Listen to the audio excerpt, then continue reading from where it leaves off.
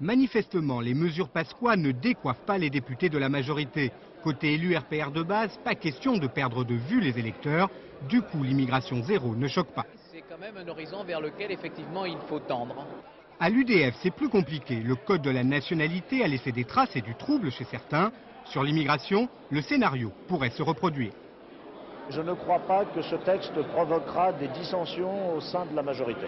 Ce que je crains un peu, c'est que l'accumulation des textes, comme les codes de nationalité droitisés par certains membres de la majorité, ajoutés au texte Pasqua et ajoutés effectivement aux contrôles d'identité qui sont absolument nécessaires, donne une impression un peu à notre majorité de commencer par un virage à droite, tout à droite.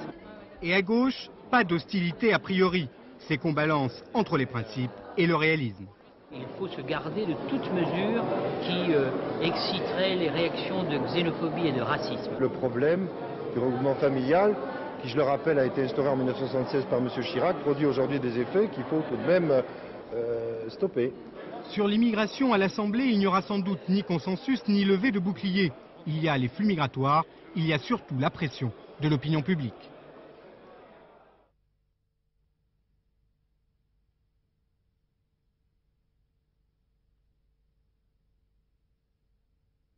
Je crois qu'il y a toute une série de gens qui ont vocation à s'installer en France parce qu'ils ont épousé des Français, parce qu'ils ont des enfants français, parce qu'ils sont là depuis leur enfance et qui vont se trouver du jour au lendemain dans une situation de totale insécurité. Comment peut-on réellement intégrer ces gens-là? On veut en réalité les rejeter et encore une fois on les désigne à l'opinion publique comme indésirables. Ça va exactement à l'encontre de l'objectif que l'on prétend poursuivre.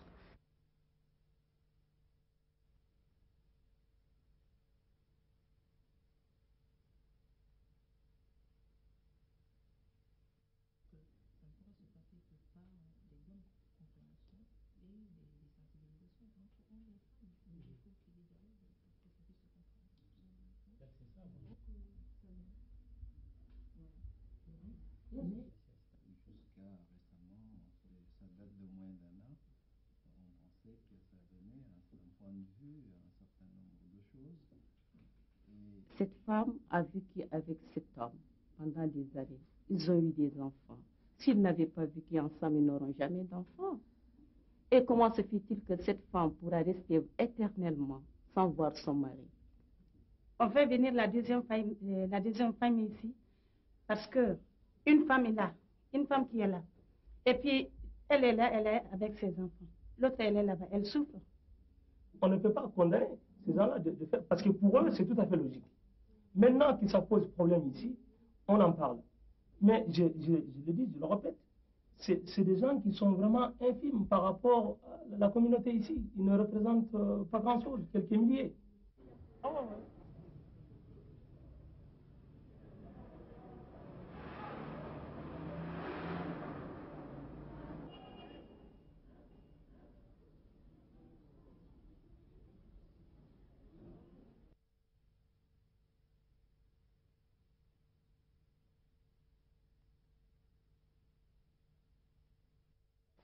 Ce 61e sommet franco-allemand était la première sortie commune de François Mitterrand et d'Édouard Balladur. Le théâtre de la construction européenne permet à la troupe de la cohabitation d'envoyer en tournée ces deux vedettes qui en général se produisent à huis clos en Conseil des ministres. Grâce aux caméras, on a pu constater qu'à Bonn, et contrairement à ce qui se passe à Cannes, les deux premiers rôles ne cherchaient pas à se voler la vedette. François le socialiste marche du même pas qu'Édouard le RPR et ils petit-déjeunent ensemble avec le chancelier Kohl.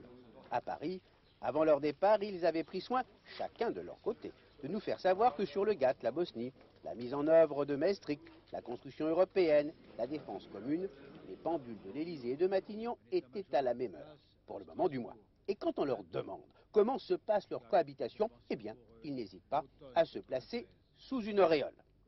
Je vous renvoie à saint Thomas. Voyez. Peut-être voulez-vous ajouter quelque chose? Je crois que saint Thomas dit « voyez et touchez ». François, ich finde es gut als Christdemokrat, dass hier der En tant heilige que Thomas démocrate eine solche chrétien, Rolle spielt. je trouve très bon le rôle qui est joué ici par saint Thomas. Si tout va pour le mieux dans le ménage franco-français, qui repart dans le même train, comment cela va-t-il dans le couple franco-allemand, secoué par la crise économique, le drame de la Bosnie, les négociations du GATT? Sur la Bosnie, la France et l'Allemagne réaffirment le plan Vance-Owen et refusent tout fait accompli, fondé sur la force. Sur le GATT, les Allemands ont accepté, comme le voulaient les Français, que l'agriculture ne soit point séparée des autres sujets de discussion. Mais sur ces autres sujets, ce petit pas ne doit pas masquer qu'entre les deux pays, la distance reste grande.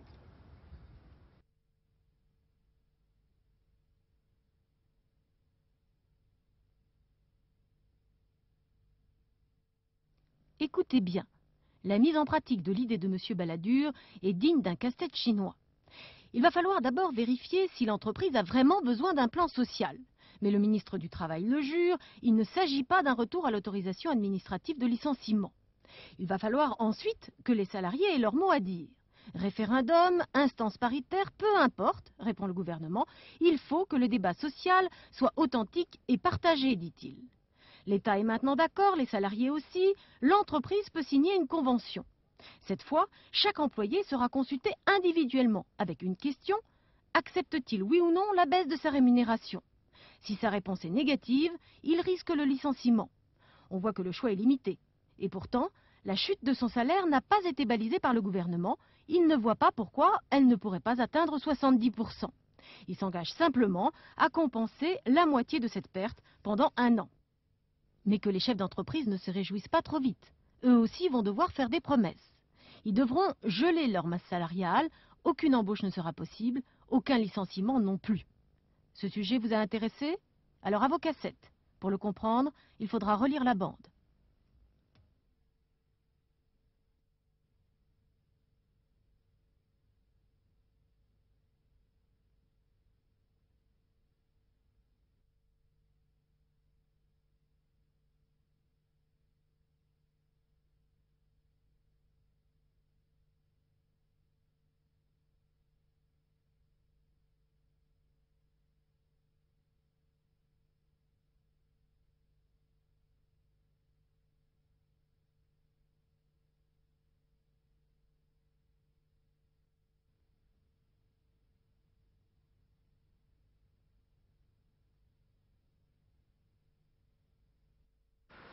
Grisâtre, très grisâtre le marché automobile français.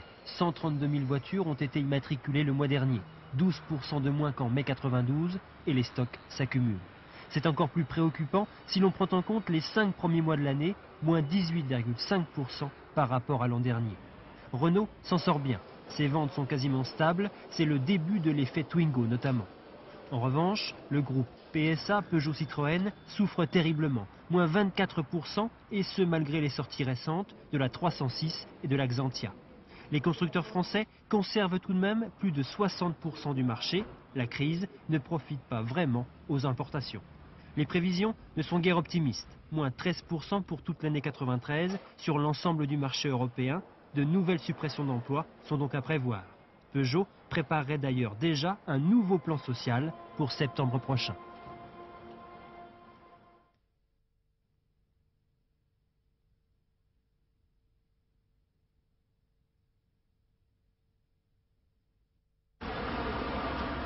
Il vit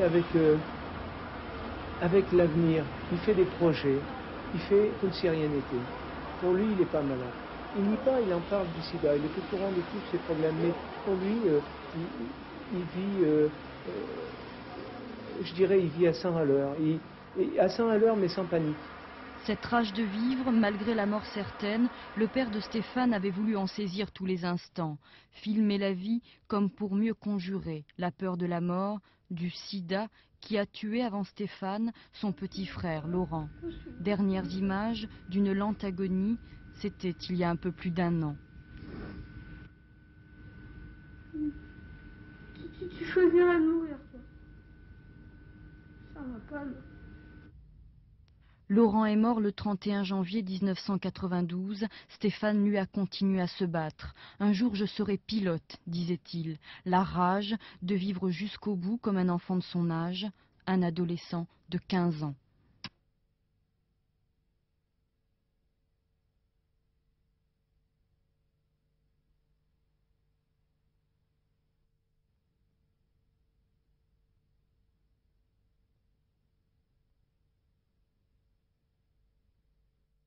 Visage fermé, Alain Boublil est un homme qui n'aime pas sortir de l'ombre. Il était hier dans les allées du pouvoir, il est aujourd'hui dans les couloirs de la justice. Présumé trop bavard en 88, en 93, il ne dit mot. Pas même dans la salle d'audience à son ami Samir Traboulsi. L'homme d'affaires libanais arbore à son revers la Légion d'honneur qui lui a été remise en 88 par Pierre Bérégovoy avant que n'éclate l'affaire Péchinet. 5 ans après, Samir Traboulsi espère être blanchi. C'est l'heure de vérité, je suis content qu'elle ait enfin lieu. Pardon. Heure de vérité aussi pour Max Terret, accusé d'avoir bénéficié des tuyaux concernant l'entreprise d'aluminium. Et les 3 hommes sont d'accord sur au moins un point. Le dossier d'instruction est incomplet, partisan, désastreux et stupéfiant. D'où demande de supplément d'information, demande d'incompétence du tribunal et prise en compte de nullité de procédure. Dès le premier jour, la défense laisse entendre que ce procès est sujet à caution. Il est vrai que dans ce dossier, les mots ont autant d'importance que les chiffres. Et s'il y a eu dans cette affaire peut-être beaucoup d'initiés, il n'y a seulement que 9 prévenus.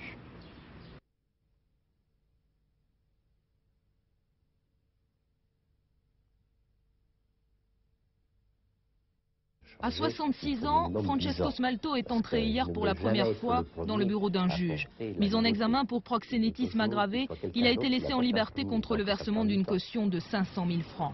Au départ, les enquêteurs de la Mondaine travaillaient sur un réseau de call girls de luxe, des jeunes femmes, parmi elles des mannequins, qui offraient leur charme à des clients gabonais ou saoudiens. Selon des proches de Francesco Smalto, il ne s'agissait pas d'un réseau mais de services offerts ponctuellement. C'est, dit-on, un collaborateur de l'entreprise, Michel Mariani, tailleur chez Smalto depuis plus de 20 ans, qui aurait pris l'initiative de se faire accompagner dans ses voyages à l'étranger. Entendu par les policiers, Michel Mariani aurait quant à lui déclaré avoir agi à la demande de sa direction. Ce soir, dans l'entourage de Francesco Smalto, on explique avec le sourire, s'il fallait s'attaquer à toutes les entreprises qui proposent ce genre de service, il faudrait sanctionner tout le bottin industriel.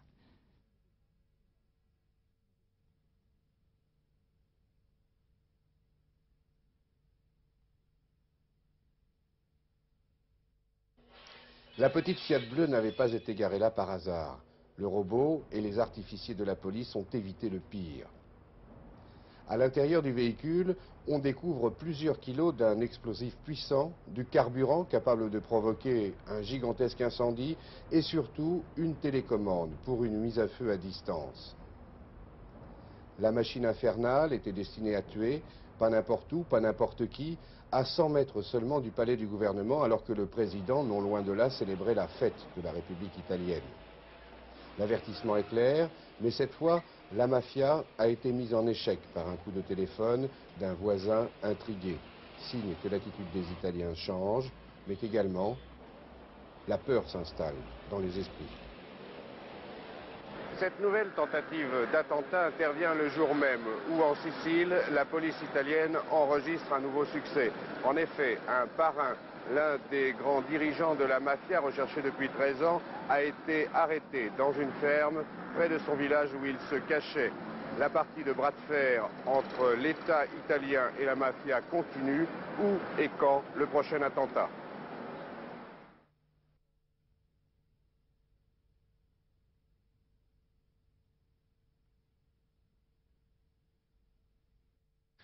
Enterrés à quelques pas du parking où la mort a interrompu leur partie de foot, 15 victimes qui avaient cru, en cette fête musulmane de Bayram, pouvoir oublier la guerre. Après l'enquête balistique menée ce matin par les casques bleus français, les responsables du massacre d'hier sont clairement identifiés. Les éclats vers l'est indiquent la direction du mortier. L'angle avec cet immeuble donne la distance, 1000 mètres. L'enquête qui a eu lieu ce matin à Dobrigna a montré clairement que l'origine des tirs se situait dans la région de la caserne occupée par le premier corps serbe du côté de Lukavica. Ils sont morts pour un paquet de cigarettes, le prix de ce tournoi de foot terminé en bain de sang.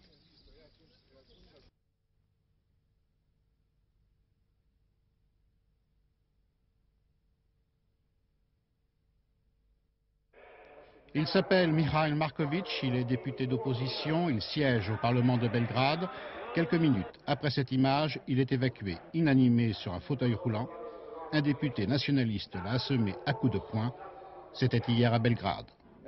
Il s'appelle Vuk Drašković. Il est le dernier chef d'opposition. Il parlait sans réserve. « Honte à l'Occident de soutenir Milosevic », criait-il dans la soirée. Arrêté dans la nuit, hospitalisé, la mâchoire fracassée, on est sans nouvelles de lui.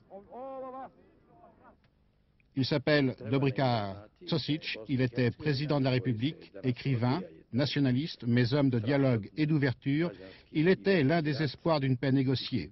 Dans la nuit de lundi à mardi, il a été chassé de son poste à la suite d'une alliance de Milosevic avec l'extrême droite. Slobodan Milosevic, président de Serbie, ne s'embarrasse plus aujourd'hui de la façade démocratique qui lui était nécessaire tant qu'un mouvement diplomatique était en cours. Il concentre avec violence tous les pouvoirs dans ses mains. Il fait alliance avec les mouvements extrémistes, comme si depuis l'accord de Washington, il savait qu'il n'avait plus rien à craindre de l'Occident.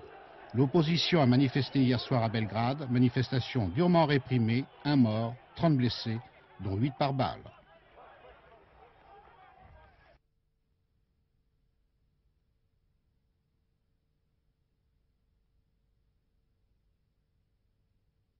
En fait, c'est une chose que ma mère me disait toujours quand j'étais adolescente, pour me dissuader d'avoir des aventures avec les garçons. Elle me disait, méfie-toi, les histoires d'amour finissent mal en général. Et donc, évidemment, elle ne m'a pas convaincue, mais je trouvais que ça allait bien avec le ton du film.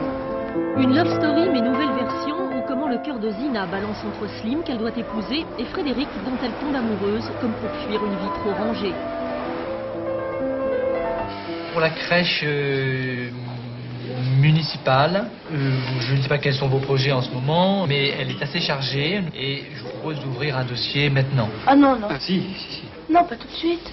Comme ils vont bientôt s'installer tous les deux, j'ai l'impression qu'à chaque fois c'est comme un...